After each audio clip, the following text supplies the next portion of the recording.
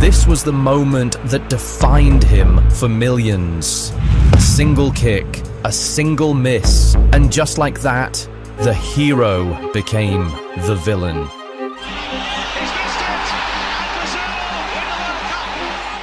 But that's not the real story. The real story is about a boy from Caldogno who fought through pain, pressure, and expectation, who carried a nation on his shoulders, and whose name should have been remembered in gold, not grief. Because before the world remembered him for that one moment, he gave them 1,000 others, moments of magic, of defiance, of grace, pain, and impossible beauty.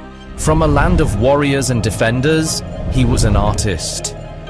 This is the story of Roberto Baggio, the man who carried Italy and was left alone in the end. Italy has produced so many footballing legends through the years, but historically, they have been known as the nation for defenders. From Maldini to Baresi to Nesta and Cannavaro. But from a land of defenders rose one of the most prodigious attacking talents the sport had ever seen. This kid was born in Caldogno and started playing football in his local club at the age of 9. And at the age of 11, he had already been involved in 65 goals in just 26 games. 6 of those goals coming in a single game. Everyone who was tuned into grassroots football in Italy in the late 70s was already asking who this kid was. Really, who was this kid? Who was he? That kid was Roberto Baggio. And when he played, it was as if the game slowed down to watch. Every touch, every pass, every goal, a glimpse of something rare. He moved to Vicenza's youth team in 1980 at the age of 13 and was promoted to the first team at the age of 15, where he competed in the Serie C, the third tier of Italian football. Baggio's first goal in the Serie C came from the spot on the 3rd of June 1984. Little did the young teenager know that the penalty spot which opened his account would turn around and betray him at the end of his career. But for now, Baggio was still the most unplayable youngster in Italy. He was named best player in the Serie 1 in 1985, and the biggest clubs in the country were already fighting for his signature. He was destined for a move to a Serie A club that summer.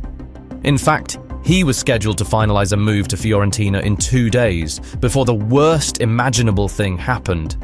At the very end of the season, while attempting a slide tackle, Baggio ruptured the ACL and meniscus in his right knee. He was just 18 years old, and the doctors feared that he might never play football again. Baggio was distraught. His career was about to end before it had even started, and just before his big break too. It was the worst thing ever. But Fiorentina stood by him. Despite what the doctors said, they still went ahead to sign him and even paid for his surgery and rehabilitation. Which is why a bloody war broke out on the streets of Florence when Baggio ended up moving to Juventus some years later. We'll come to the war soon, but for now, Baggio was a Fiorentina player and everyone loved him. Until they didn't. He didn't play a single Serie A game in his first season at the club because of his long-term injury. He was signed in 1985, but had to wait a full year for his Serie A debut, which eventually came in September 1986. Everyone thought this was the start of a really beautiful story, but that same month, he made his Serie A and European debuts. He picked up another knee injury. This time around, he needed 220 stitches to practically rebuild his knee. And just like that, he was set to miss out on another full season. Fans started to get impatient. It felt like the club had just taken upon themselves nothing more than a recurring medical bill. Yes, he's a brilliant player. But what's the point of his brilliance if he's never fit enough to play? But Baggio focused on getting back to the pitch as quickly as possible, and that finally happened 8 months later in May 1987. And he came with a special gift for the fans. Baggio made his return against Diego Maradona's Napoli, the eventual winners of the Scudetto that year. Everyone expected Napoli to win comfortably, especially after they went 1-0 up, but Baggio scored a beautiful free-kick goal and managed to snatch a point for Fiorentina. That goal didn't just secure a point against the mighty Napoli, it also saved Fiorentina from relegation that year. That goal right there was the start of new things. After an injury-laden start to life at Fiorentina, Baggio finally began to get up to speed. Then, in the 1988-89 season, he exploded. He scored 15 Serie A goals and was the league's third highest goal scorer that season. He also helped Fiorentina finish 7th on the table, ultimately helping them secure a ticket to the UEFA Cup. Baggio quickly became known for his otherworldly creativity and composure in front of goal. Miguel Montuori, an Argentine-born Italian legend, declared that Baggio was even more productive than Maradona and crowned him the best number 10 in the league. That's how good Baggio was. Having helped them secure a spot in the UEFA Cup, Baggio then went on to lead Fiorentina to the final in 1990. It was in that campaign that he scored his first European goal, and again, it came from the penalty spot. Anyway, Fiorentina eventually lost to Juventus, and that was where the drama started. Not long after the UEFA Cup final, the world was shocked by one of the most controversial transfer moves in football history. Juventus had just signed Roberto Baggio from Fiorentina for £8 million, making him the most expensive player in football history at the time. The Fiorentina fans could not believe it, and they were completely irate. After all the club had done for him, how could he dare do that? Not to just leave, but to join a rival. Come on. Now, for those who don't know, Juventus and Fiorentina are bitter rivals. You see, in 1982, Juventus beat Fiorentina to the Scudetto on the last day of the season, no thanks to a series of controversial refereeing decisions. From that moment on, Fiorentina fans hated the sight of Juventus. When they signed Baggio in 1985, it was a sweet victory because Juventus had previously shown interest in the youngster. But in the summer of 1990, it felt like they lost twice 2 trophies to their bitter rivals, one the UEFA Cup and the other, Roberto Baggio. After news of this transfer became public, riots broke out on the streets of Florence. There were bricks and chains being thrown, and it was so bad that the Fiorentina president, Flavio Pontello, had to lock himself in the stadium because he feared for his life. But the riot raged on in the streets of Florence, leaving 50 people injured. 9 persons were eventually arrested in the aftermath of the rampage. Things got so bad that Baggio had to come out and say that he didn't really want to join Juventus, but he was forced to accept the move by the Fiorentina president. But that didn't stop him from getting whistled and booed when he first returned to Florence in the white and black of Juventus. But that day, he did something that instantly won back the hearts of the Fiorentina faithful. In that game, he won a penalty for Juventus, but despite being the club's designated penalty taker, he refused to take that particular kick.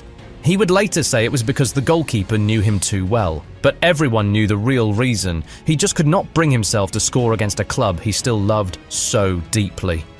The Juventus coach didn't like that, so he took Baggio off, and his replacement went on and missed the penalty, and Juventus eventually lost the game. But the biggest image of that match came when Baggio was walking to the bench after he had been taken off. A Fiorentina scarf had been thrown onto the pitch and he picked it up and held onto it. Now, that right there was an image which stuck. The gesture was loved by the Fiorentina fans, and they started to love him again, but the Juventus fans did not appreciate it at all. In fact, at the next training session, there were about 300 Juventus supporters there to give Baggio a piece of their minds. It would take some time, but Baggio was eventually able to draw the Juventus fans in with his consistently great performances.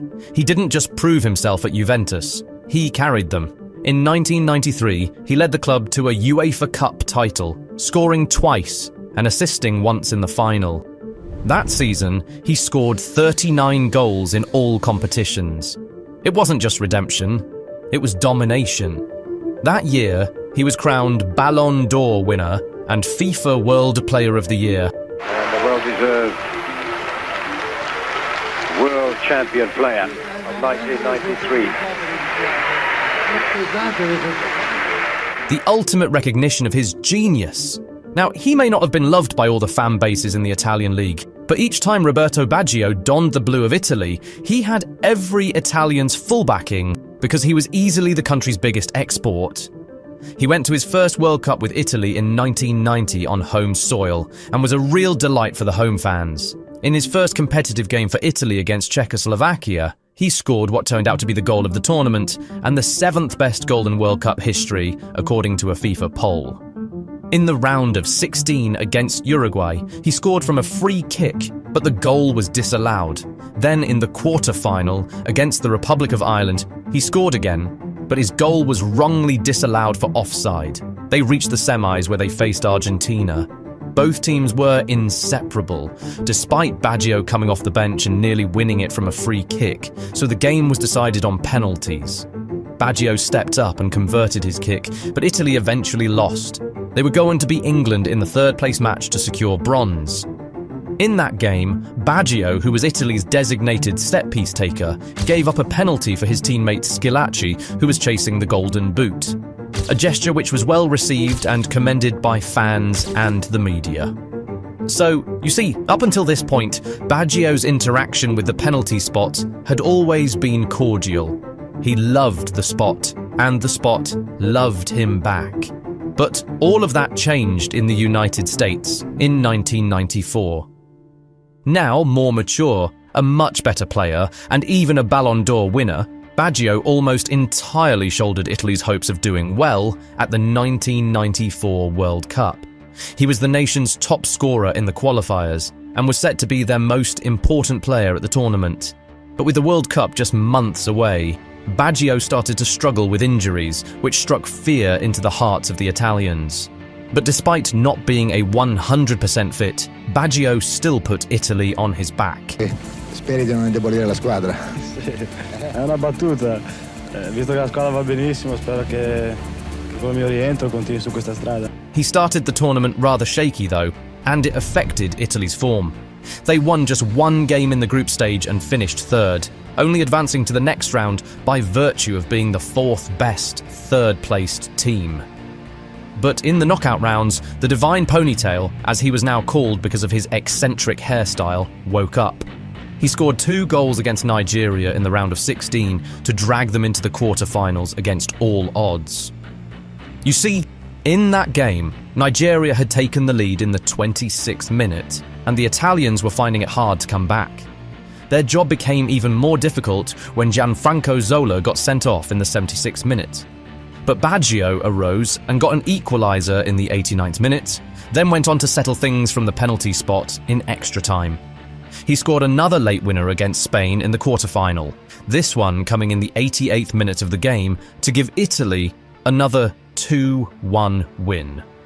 Then he completed his carry job by scoring 2 goals in another 2-1 win in the semi-final against Bulgaria. This time around though, both goals came early in the 20th and 25th minutes. So, with 5 goals in the knockout rounds, Baggio successfully carried Italy to the World Cup final for the first time in 12 years. He also finished with the 2nd highest number of goals at the tournament. The final was against Brazil, so it was always going to be difficult. This was a battle of who would be the first nation to ever win 4 World Cups and become the outright most successful nation in the competition's history. Both teams wanted it so bad, which made for a very interesting build-up to the game. But a game that was already difficult on its own became even more difficult for Italy when news broke that Roberto Baggio would not be fully fit for the final in California, because he had pulled his hamstring in the semis, but he didn't want to let his teammates and his country down, so he insisted on playing with the help of painkiller injections. Of course, he wasn't his usual self in that game, but Baggio still managed to create chances and threaten the Brazil goal. But despite all efforts, neither he nor the Brazil contingents could do anything in 120 minutes. The game ended 0-0, so things had to be decided on penalties. Franco Baresi and Marcio Santos missed the first penalties for Italy and Brazil respectively. Then both sides went on to convert each of their next 2 penalties. But then Massaro missed for Italy and Dunga scored for Brazil, putting a lot of pressure on Baggio as he stepped up to take Italy's 5th penalty. If he scored, Brazil would have to score their next penalty to win the World Cup. If he missed, it was over. But this was Italy's best penalty taker and best player overall, so everyone expected him to convert from the spot.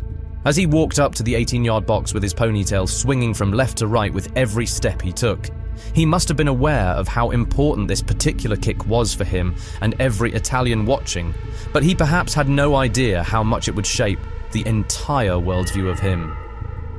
Baggio placed the ball down on the spot, walked backwards, and without wasting much time, jogged towards the ball and sent it sailing over the crossbar.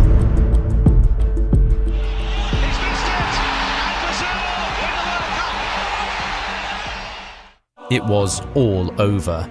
That miss confirmed Brazil as world champions.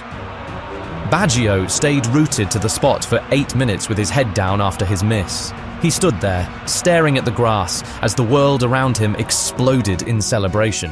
The cameras zoomed in, the headlines were already being written, and in that moment, football didn't feel like a game.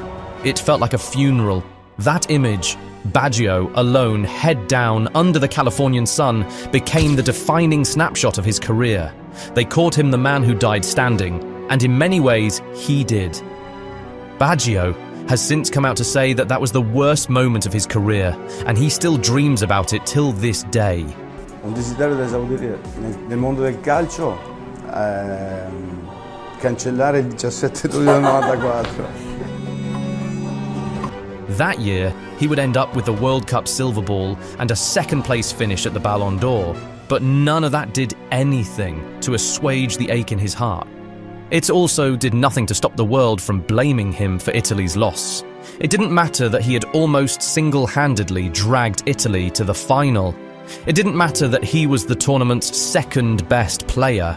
It didn't matter that 2 others missed their penalties before him. All the world saw was his miss, and in their eyes, that made him the villain.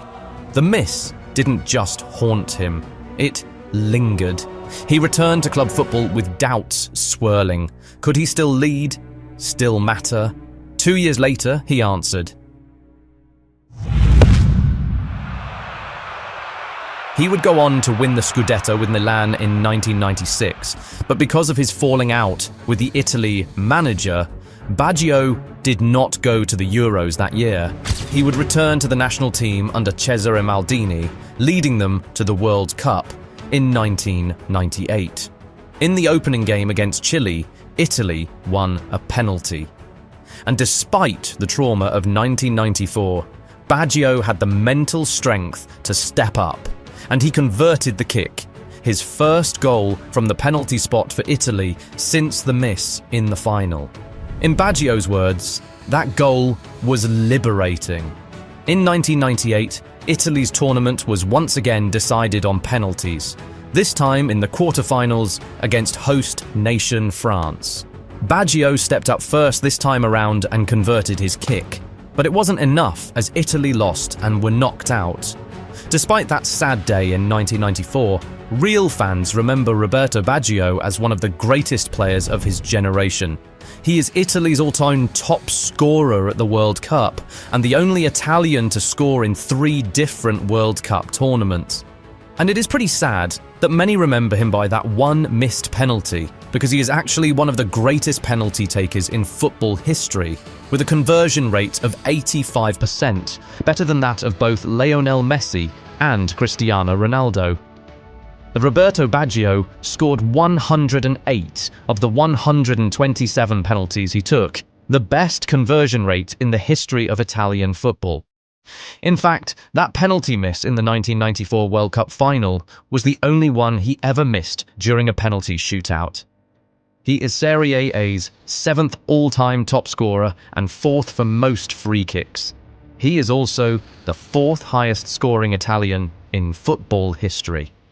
The Divine Ponytail was a once-in-a-generation player, graceful, fearless, unforgettable, and true football lovers will always remember him that way.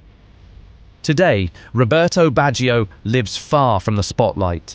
After retiring from football, he turned down coaching and punditry offers, choosing a quiet life instead. He resides in the countryside with his family, spending his days farming, hunting, and living simply. No cameras, no press, just peace. For a man who once carried the weight of a nation, it's a life of stillness he never had on the pitch. But since we're talking of football legends, why not click on this video so I can tell you about the day football lost Diego Maradona? It's the most insane story of drugs, violence, imprisonment, and shocking revelations you've never heard before.